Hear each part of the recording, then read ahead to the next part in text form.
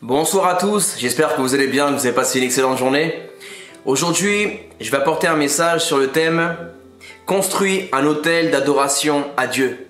Et pour cela, nous allons aller ensemble à la parole du Seigneur, plus précisément au livre de Genèse, chapitre 35, verset 1. Il est écrit « Dieu dit à Jacob, lève-toi, monte à Béthel et installe-toi là-bas. Tu y construiras un autel en l'honneur du Dieu qui t'est apparu lorsque tu fuyais ton frère Ésaü. » Amen. Dieu a parlé à son serviteur et il lui demanda de construire un autel d'adoration. Alors qu'est-ce que c'est un autel? N'allez pas construire un autel Ibis, c'est pas ce que Dieu nous demande de faire. Ou peut-être pour certains qui regardent cette vidéo, Dieu les appelle à commencer un business ou à commencer à construire quelque chose de physique. Mais ce que j'aimerais apporter comme message, c'est un lieu. Ce que Dieu nous demande de construire, c'est spirituel. Chez toi, dehors, mais commence quelque chose pour la gloire de Dieu. Une construction dure un certain temps. Ce n'est pas quelque chose de facile. Il faut se battre dur pour le finaliser. Il y a un prix à payer, des efforts à fournir. Même quand tout va mal pour toi, tu dois continuer. Persévère car Dieu est fier de toi et ce que tu vas faire va lui faire plaisir. Construire. Dieu a demandé de construire un autel d'adoration. Un autel était un endroit où les personnes, à l'époque des siècles avant Jésus-Christ, avaient déjà commencé à construire des lieux de sacrifice, des rituels, que ce soit pour un seul Dieu ou pour plusieurs dieux, plusieurs divinités. Un autel, c'était un endroit où il y avait des sacrifices, un déversement de sang, d'adoration. Mais maintenant, le sacrifice a été fait il y a 2000 ans à la croix. Dieu ne nous demande plus de sacrifier aucun animal, ni de déverser du sang. Le sang a déjà été versé, c'est le sang de l'agneau, spirituellement parlant, et c'est le Fils de Dieu, le Messie, notre Seigneur Jésus-Christ. Maintenant, ce que Dieu nous demande à nous, c'est de faire des sacrifices. Mais la Bible dit que l'obéissance vaut mieux que les sacrifices. Donc le sacrifice que Dieu nous demande de faire, c'est l'obéissance. C'est de le louer. De le louer, de faire des sacrifices de louange, de l'adorer, de l'exalter. Et le meilleur autel d'adoration, c'est un lieu que tu peux bâtir, c'est à la maison. Tu dois avoir un autel d'adoration à Dieu chez toi. Que ce soit dans ton salon, que ce soit dans ta chambre. Si tu habites avec une famille nombreuse, ton autel d'adoration, tu peux le bâtir dans ta cuisine, dans ta salle de bain, je sais pas où. Mais dans tous les cas, ce n'est pas un endroit physique. Tu n'as pas besoin de construire avec des briques ou avec des pierres quelque chose. C'est un lieu où tu vas prier peut-être de 5 heures du matin à 6 heures ou de 5 heures à 7 heures ou à n'importe quelle heure de la journée. Mais tu prendras simplement le temps pour adorer le Seigneur. Bâtis un autel d'adoration pour ton mari, pour ta femme, pour tes enfants, pour ta santé, pour tes finances, pour ton âme.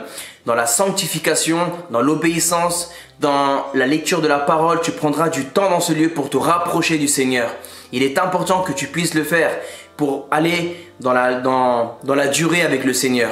Tu sais, quand on monte un autel d'adoration chez soi, ou même dans un lieu extérieur, avec peut-être, ça peut être quoi un hôtel d'adoration? Un lieu de prière? Un lieu d'évangélisation, peut-être que tu vas commencer une œuvre. Par exemple, nous avons bâti un hôtel d'adoration sur Paris, c'est H24 pour Jésus, avec des groupes d'évangélisation. Voilà, c'est des personnes qui se réunissent dans un lieu tous les jours pour évangéliser. Dans les métros, nous avons bâti un hôtel d'adoration. Dans les rues, nous sommes en collaboration avec des frères et sœurs de différentes églises qui, eux, évangélisent dans différents endroits de la France et du monde. Ce sont des lieux où il y a des hôtels d'adoration spirituels.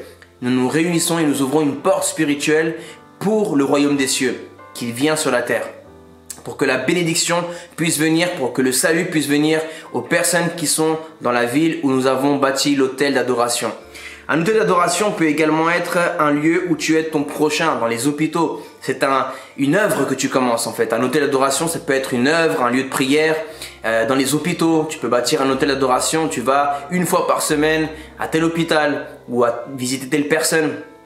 Ou tu peux commencer une église par exemple, et un hôtel d'adoration. Un groupe de maison.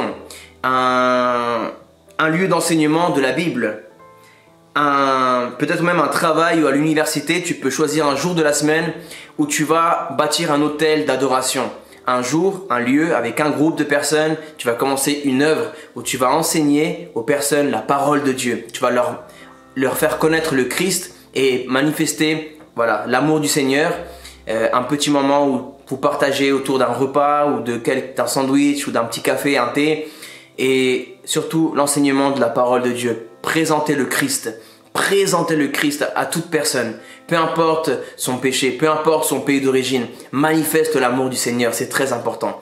Donc voilà, aujourd'hui j'aimerais te dire que ce que tu feras va élever le nom de Jésus et servir à sauver des millions d'âmes. Bâtis un autel d'adoration. Construis un autel d'adoration. Commence une œuvre. Là, nous allons bientôt finir le confinement. Ce sera le déconfinement. Donc, ta mission aujourd'hui, c'est de réfléchir, de méditer avec Dieu où et quel autel d'adoration je vais bâtir au Seigneur. Déjà à la maison, mais aussi à l'extérieur. Commence à faire quelque chose. Ouvre une œuvre. Commence une œuvre ou sinon, joins-toi à une œuvre qui existe déjà afin d'acquérir de l'expérience, de la maturité et pour plus tard, dans des mois, dans des années, commencer ton œuvre à toi pour la gloire du Seigneur Jésus. Que Dieu vous bénisse mes frères et sœurs et n'oublions jamais que nous sommes sur terre pour prêcher l'évangile, pour glorifier le Christ. Que Dieu vous bénisse abondamment. Ciao.